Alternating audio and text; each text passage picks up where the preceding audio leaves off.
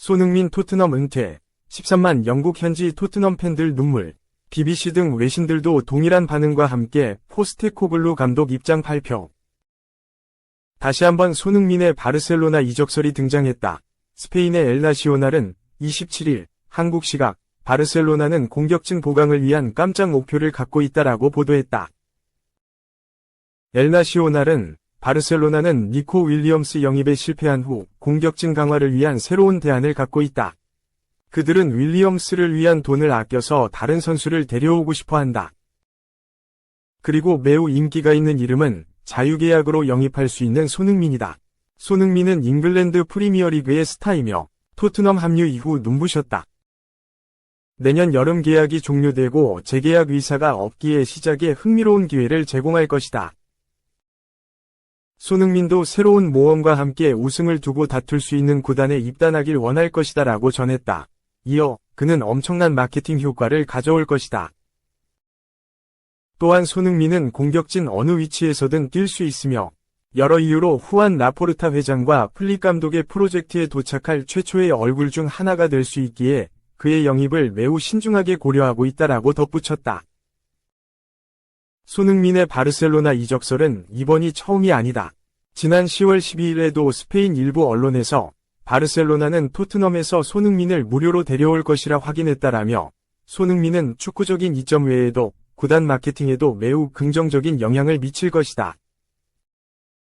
아시아 시장은 바르셀로나가 한동안 노렸던 엄청난 상업적 기회다. 그의 존재는 상당한 경제적 이익을 창출할 수 있다. 그는 여러 포지션에서 활약할 수 있기에 한지 플릭 감독의 축구에 이상적이다. 경험, 속도, 기술을 갖춘 그는 바르셀로나가 시급하게 필요로 하는 플러스 요인이 될 것이다 라며 손흥민에 대한 바르셀로나의 관심을 전한 바 있다. 손흥민에 대한 바르셀로나의 관심이 거론되는 이유는 단연 재계약 문제 때문이다. 손흥민은 지난 2021년 체결한 계약이 오는 2025년 여름 만료 예정이지만 아직까지 재계약 협상에 돌입하지 않았다. 손흥민 또한 아직 대화를 나누지 않았다 라며 토트넘과 재계약 협상을 시작하지 않았다고 밝힌 바 있다. 토트넘은 오히려 손흥민과의 재계약 대신 1년 연장 옵션을 활용해 상황을 지켜볼 계획으로 알려지기도 했다. 영국의 풋볼 트랜스퍼는 토트넘은 현재 주장 손흥민의 미래를 보장하는 데 집중하고 있다. 손흥민은 팀 내 최고의 수입원이며 2025년까지 계약이 유효하다. 아직 새로운 계약에 대한 논의가 없다고 손흥민도 인정했지만 토트넘은 2026년까지 그를 유지하기 위해 1년 연장 계약을 체결할 예정이며 그가 자유계약으로 떠나는 것을 막기 위해 이를 제한할 것이라는 점을 알 수 있다라며 구단이 장기 재계약 대신 손흥민을 1년 연장 옵션으로 남길 것이라고 전했다. 토트넘의 이러한 태도는 그간 구단 레전드로서 남고자 했던 손흥민에게는 더욱 섭섭한 대우일 수밖에 없다. 손흥민은 토트넘 팬 포럼 행사에 참석해 토트넘에서 은퇴할 생각이 있나? 라는 질문을 받자 내가 토트넘에서 얼마나 행복할지 여러분은 상상할 수 없을 것이다. 다만 언젠가 내가 이 클럽을 떠나는 날이 오더라도 여러분 모두가 웃는 걸 보고 싶고 모두가 나를 레전드라고 이야기하는 걸 보고 싶다 라고 밝혔다. 또한 토트넘에서 우승을 차지하고 떠나고 싶다는 의지도 여러 차례 표했다. 만약 토트넘이 계속해서 재계약 협상에 대해 미진한 태도를 보인다면 손흥민도 바르셀로나가 제안이 도착한 후 생각이 달라질 가능성도 있다. 바르셀로나는 올 시즌 한지 플릭 감독 체제에서 엄청난 상승세를 보이고 있으며 최근 레알 마드리드까지 4대0으로 완파하며 올 시즌 라리가 우승 1순위 후보로 꼽히고 있다. 손흥민도 토트넘에서 아쉬웠던 우승에 대한 갈증을 해소할 수 있다. 한편 토트넘은 이미 손흥민의 대체자를 준비 중인 것으로 알려졌다. 영국 언론들은 토트넘이 손흥민의 후계자 3명을 이미 확보했다라며 손흥민의 대체자 후보로 윌손 오도베르, 양민혁, 마이키 무어를 꼽았다. 가장 큰 관심을 받은 선수는 무어다. 무어는 최근 알크마르전 선발 출전을 통해 좋은 활약을 선보였고 이미 토트넘 유스 내에서 최고의 재능 중 한 명으로 꼽혔었다. 손흥민의 자리가 아니더라도 토트넘 1군에 곧 자리 잡을 재능이라는 평가가 줄을 이었다. 부주장 제임스 매디슨은 무어의 활약에 대해 왼쪽에 네이마르가 있는 줄 알았다 라고 치켜세워주기도 했다. 다만 무어는 직전 크리스털 팰리스와의 경기에서는 부진하며 아직 손흥민을 대체할 수준의 선수는 아니라는 점도 보여줬다. 손흥민의 계약 만료 임박과 함께 계속해서 이적설이 등장하고 있다. 다른 팀들의 관심이 커질수록 토트넘이 손흥민에게 어떤 결정을 내릴지가 내년 여름까지 계속해서 관심을 모을 전망이다. 2. 주장이 사실이라면 충격 결단, 맨체스터 시티 내년의 매각 계획. 맨체스터 시티가 내년 여름 이적 시장 때 핵심 센터백 후뱅 디아스, 27 포르투갈을 매각할 수도 있을 거란 충격적인 주장이 제기됐다.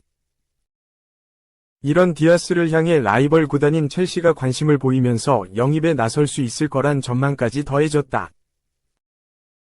영국 매체팀 토크는 29일 한국 시간 맨시티는 내년에 핵심 센터백 디아스를 매각할 가능성이 있다며 첼시는 디아스의 상황에 주목하고 있으며 만약 영입할 수 있게 된다면 적극적인 움직임을 취할 수도 있을 것이라고 보도했다. 디아스가 맨시티의 핵심 센터백으로 활약을 펼치고 있는 데다 주장 카일 워커, 34 잉글랜드와 부주장 케빈 더 브라위너, 33 벨기에가 떠난다면 차기 주장이 유력할 정도로 영향력이 높다는 점을 고려하면 그야말로 충격적인 이적설이다. 실제 지난 2020년 맨시티 유니폼을 입은 디아스는 지금까지 통산 191경기에 출전했다. 부상이 거의 없었던 그는 시즌당 평균 40경기 이상을 소화했다. 이 기간 잉글랜드 프리미어리그 4회, 유럽 축구연맹 챔피언스리그 1회 등 수많은 우승을 이끌었다. 디아스는 그뿐 아니라 2020에서 2021 시즌 NEPL 올해의 선수와 우에파 올해의 선수를 동시에 수상했고 또 2021년과 2023년 국제축구연맹 피파프로 월드 베스트 11로 선정돼 월드클래스, 월클, 반열에 올랐다. 이외에도 다양한 개인상을 수상했다. 보도에 따르면 맨시티가 이 같은 결단을 내린 건 미래를 계획하면서다. 젊고 어린 선수들 위주로 스쿼드를 개편하려는 가운데 30대를 바라보고 있는 디아스를 매각하겠다는 것이다. 그리고 이런 디아스에게 엄청난 이적료를 책정할 전망이다.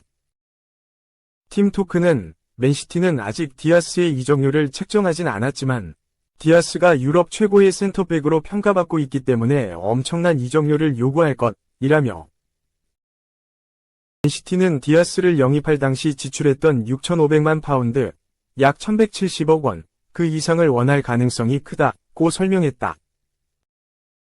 이어 이런 디아스를 향해 첼시가 적극적인 관심을 보이면서 영입을 노리고 있다. 첼시는 디아스가 최고 수준에서 쌓은 방대한 경험을 젊은 선수단에 추가할 수 있는 귀중한 자산으로 보고 있다. 이를 통해 다시 한번 우승에 도전하길 원한다. 고 덧붙였다. 3. 쓰나미와 같은 선수, 여자 축구 발롱도르 수상자 본마티의 인생 스토리. 스페인 여자 축구 국가대표팀의 첫 월드컵 우승에 기여한 아이타나 본마티, 26 바르셀로나가 세계 최고 축구 선수에게 주어지는 발롱도르 상을 29일 수상했다. 본마티의 두 번째 발롱도르 수상에 대해 언론들은 차별 등 많은 역경 속에서 단련된 세계 최고 선수라고 평가했다. 본마티가 경기에 나설 때마다 카탈루냐 곳곳에서 이 소녀는 어디서 온 거지? 라는 말이 나왔다.